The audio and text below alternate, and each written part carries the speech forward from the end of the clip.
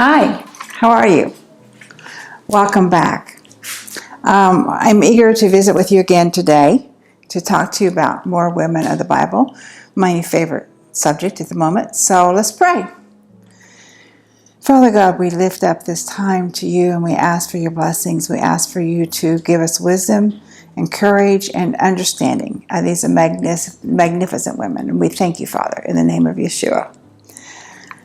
So we've talked about a number of the women of the Bible, and there's one woman who's been talked about, exemplified, tried to be copied on all kinds of stuff, and her name is Ruth. And so we're going to do the book of Ruth today.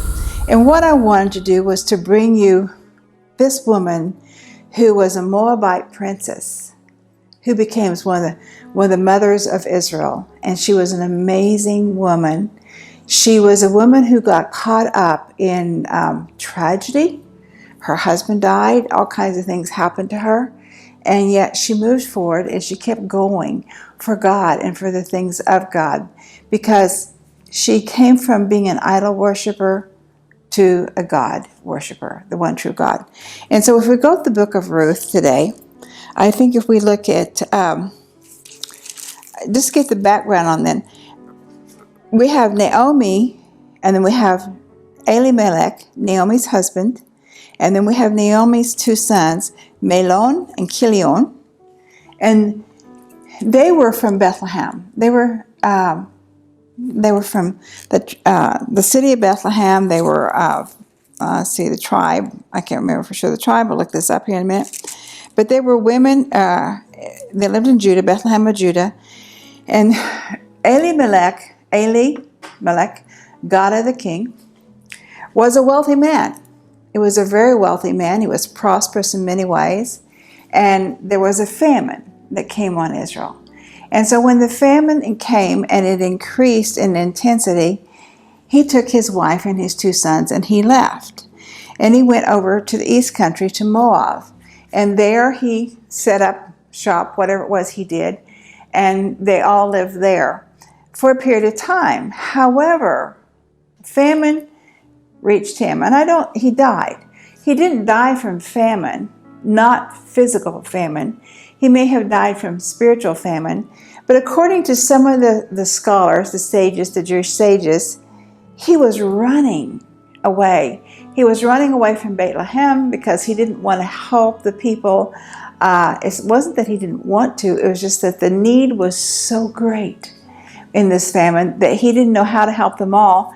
And sometimes it's so hard to pick and choose who you're going to help that he just had to leave. He left. And so he left. He took his wife and his two sons, and they went, as I said, to Moab. And the two sons got married. They each married Moabite princesses. I assume they were sisters. That's my assumption. And then tragedy struck. We don't know why, but Elimelech died, leaving Naomi a widow. And then Mahlon and Chilion died, leaving Orpah and Ruth widows. They're young. They're young women. They're vital. They're of the childbearing age. They don't have children, but they're left deficit with all this stuff. And so this is where I want to pick up the story. In Ruth chapter 1, verse 6. Then she arose with her daughters-in-law that she might return from the land of Moab, for she had heard in the land of Moab that the Lord had visited his people in giving them food. And so she's going back to Bethlehem because she's heard that the famine is over with and she needs to go back. She's destitute. She's destitute of a husband. She's destitute of sons. And she just needs to go back to what she knew before. And so that's why she's going back to Bethlehem. So Orpah and Ruth start going with her, and she says to them, stop. Just stop. You don't need to come with me. I appreciate it. I appreciate the fact that you love me and that you loved my sons, but there's nothing for you. I have nothing for you. And even if I could get married now and have a child, would you be willing to wait 20 years or whatever until the child is grown old enough to marry you? Go home. Go home to your father. Reinvigorate yourselves back in Moab. And so Orpah, she thought about it, and she went back. She kissed her mother-in-law goodbye, and she went back. But Ruth said, I'm not leaving you, because I do love you. And so we see here what has become really and truly a part of Christian wedding vows. But Ruth said, do not urge me to leave you or turn back from following you. For where you go, I will go, and where you lodge, I will lodge. Your people shall be my people, and your God, my God. Where you die, I will die, and there I will be buried. Thus may the Lord do to me, and worse, if anything, but death parts you and me. Well, you know what? It's pretty rare to have a daughter-in-law like that. I have several daughters-in-law, and I don't know that they would do that for me. Some would, some wouldn't. Some might help me die. I don't know. But the whole point being is here, she makes an oath of allegiance to her mother-in-law, which is pretty phenomenal in itself. And so she goes back to Bethlehem, house of bread. Bethlehem, Beit is house, Lahem is bread. So she goes back to Bethlehem, and they're surviving. And their survival is very sparse, very, very sparse. We have no indication that Naomi had a home per se. I mean, sometimes we go away and we rent out our homes, and when we come back, we can come back to the home. We don't have any indication that she had a home, but they were living there in Bethlehem. And Ruth, the princess from Moab, who had had life pretty easy until she married into this family, all of a sudden is finding herself desperately poor, and she goes out to glean in the fields. Now, a Moabitess is not really welcome in Israel. Not really. Moab gave Israel a lot of trouble when they came out of Egypt. That has not been forgotten. And so now you have a Moabite princess who obviously dresses different, looks different. I don't know what all the differences were. Let's just say she pierced her nose or something. I don't know. But something set her apart as looking different from the Jewish women. So when she went out into the fields to glean, she was bullied.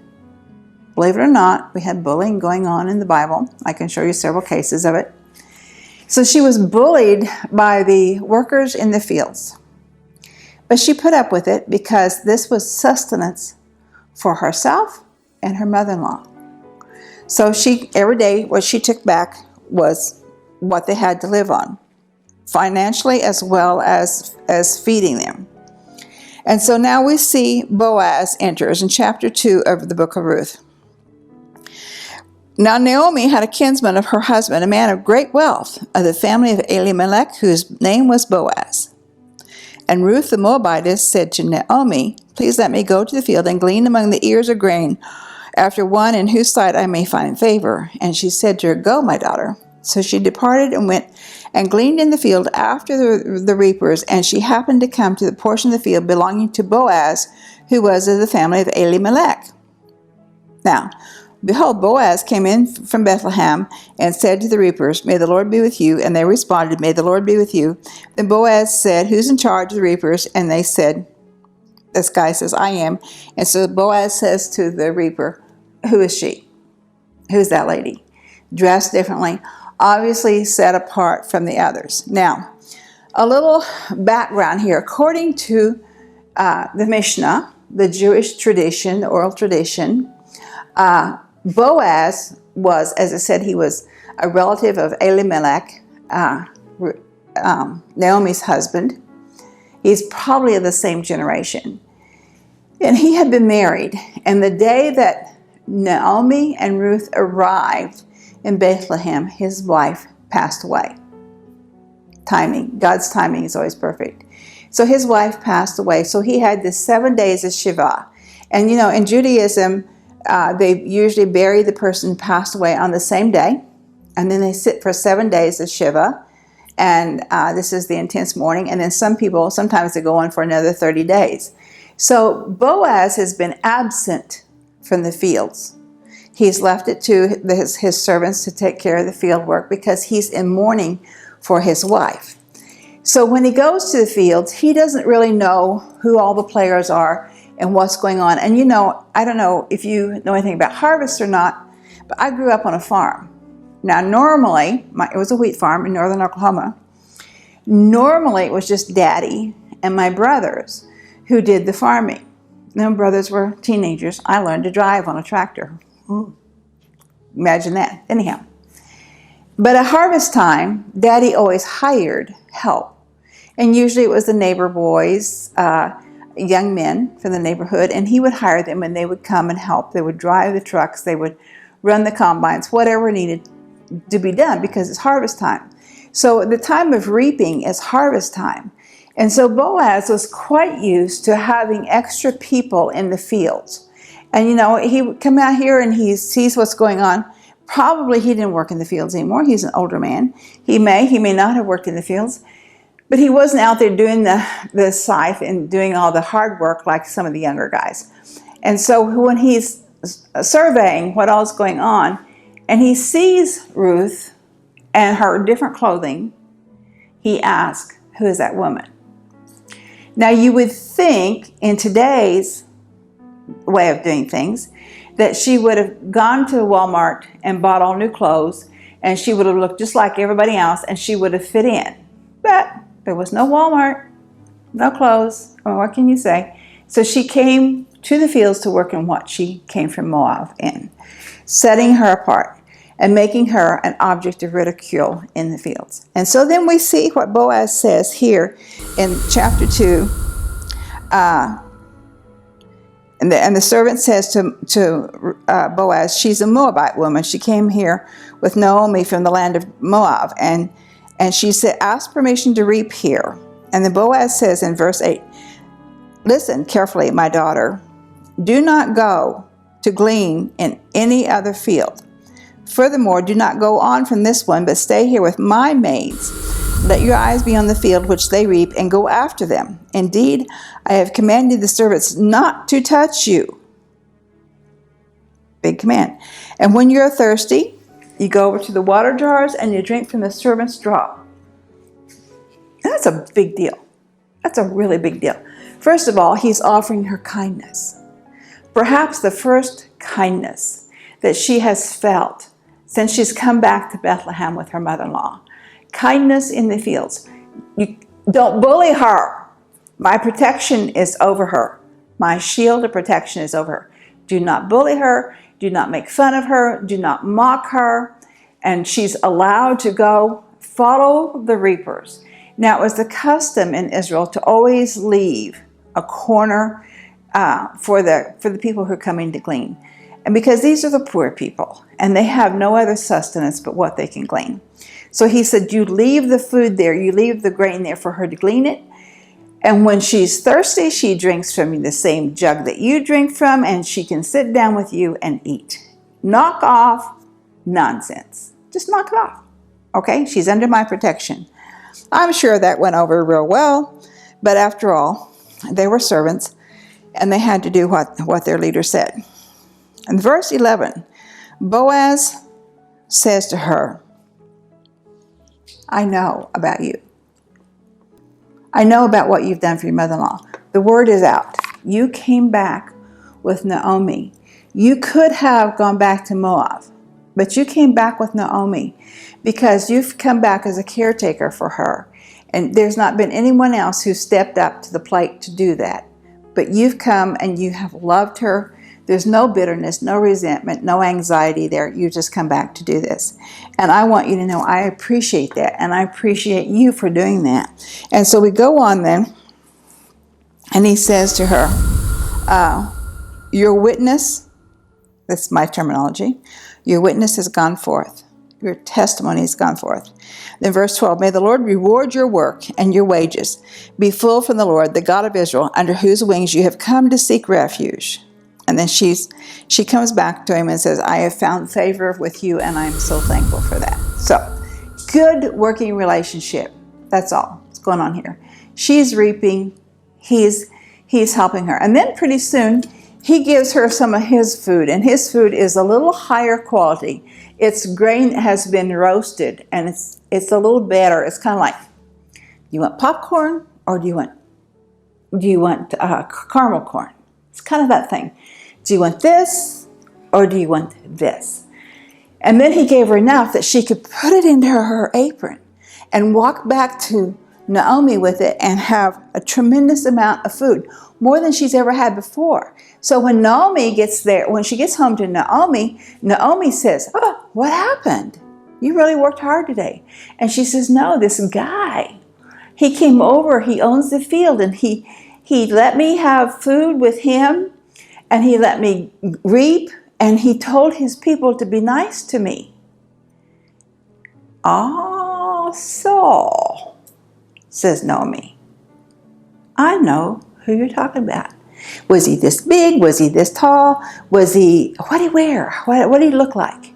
And so, don't you know that Ruth was describing him, giving a physical description of this man? Probably he looked a little bit like Elimelech. Maybe he had the white beard. Maybe he had a bald spot. Maybe he had big ears. I don't know what he had. But you know, there's a family resemblance to people. And sometimes there's a resemblance to people when they're not even family. My late husband had all white hair and a beautiful white beard. And just driving here today, I passed a guy on the freeway that had all white hair and this white beard, and I, for a second, because, you know, you always think, yeah. And they, no, that's not right. So maybe this is what's going on in Naomi's mind. Maybe she's thinking, aha, I know who he is. Now she begins to make a plan. You know, we women are pretty good at planning. It's called manipulation, and that's what she's setting out to do. She's figuring, hey, we can get ourselves out of this hole that we're in. We can pull ourselves up. And in doing so, just maybe God's going to meet us there. And so what she remembers then was there was a field that she owned. Actually, it's controversial, I should say, whether or not she owned the field. Because you see, when her husband died, the field would have transplanted or gone as an inheritance to the sons, not to the mom, but to the sons. Well, now they're both dead. So technically, the field then would go to his closest male relative, leaving her out. Traditionally, there would have been more family, grandchildren, that kind of thing, to take care of her. And had there been grandsons, then the field would have gone to them. It goes to the nearest living relative. Well, blood relative, and she's not a blood relative. And neither is Ruth. And so the field was questionable. Who does this field belong to? But Naomi says, let's sell it. Let's sell the field. And let's see what happens here. So she works out this plan. Now remember, Ruth doesn't know these customs. She's not from Bethlehem. She's not from the area. So she wants to know. She's listening to her mother-in-law and she's being obedient now. Pretty miraculous in itself, isn't it? To have a daughter-in-law who's obedient, willingly obedient to what the mother-in-law says, even when it affects the daughter-in-law. But we have an amazing group of women here. 2 women that are pretty amazing. So, in verse 17, so she gleaned, this is chapter 2, so she gleaned in the field until evening. Then she beat out what she had, was 6.5 gallons of barley. That's when she took it back to Ruth. And then chapter 3, Naomi comes up with a plan.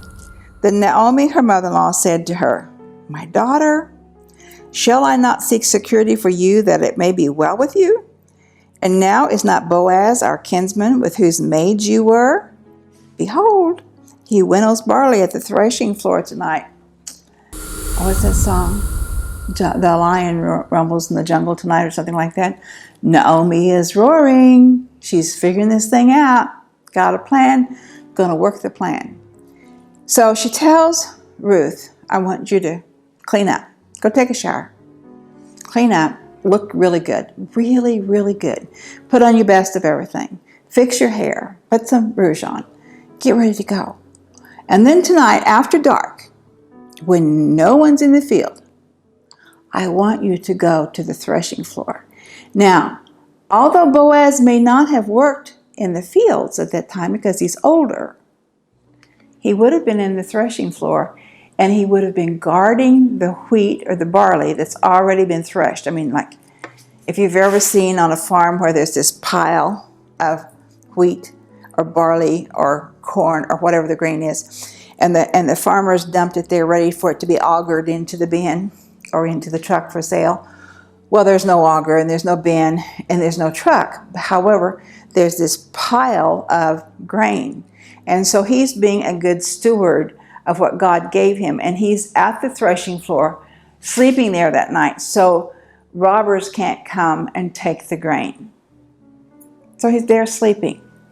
And Naomi knew that was the way things were done. So she says to Ruth, you're going to go down to the threshing floor. And this is what you're going to do. When he's asleep, you're going to lay down beside him, and you're going to take his prayer shawl, what we call a prayer shawl, and you will pull it over him like you do in a marriage bed, like a blanket, how we fight sometimes with our spouse for the blanket. You can take his blanket and pull it over you too, his cloak, his wings. And you're going to come under his wings.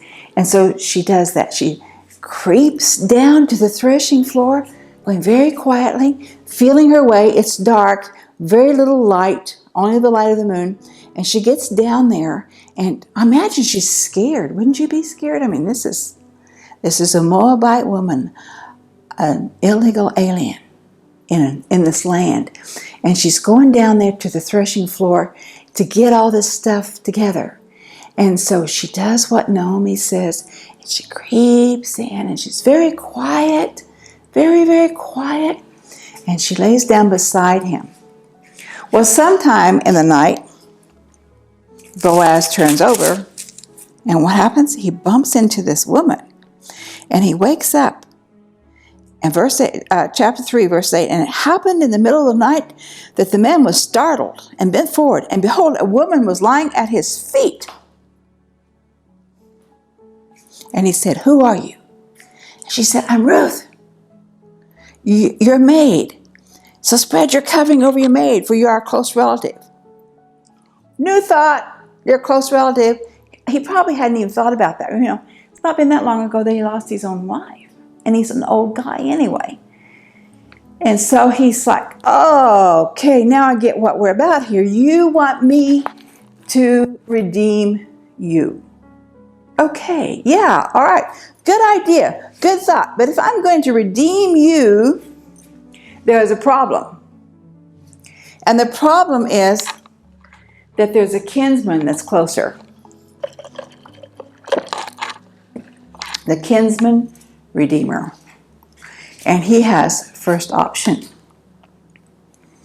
Okay, so they make their plan. And so what he says to her, all right, they work out their plan, and he says, now this is what I want you to do. Before daylight, before dawn breaks, it's the darkest just before the dawn, he said, I want you to go home and stay there.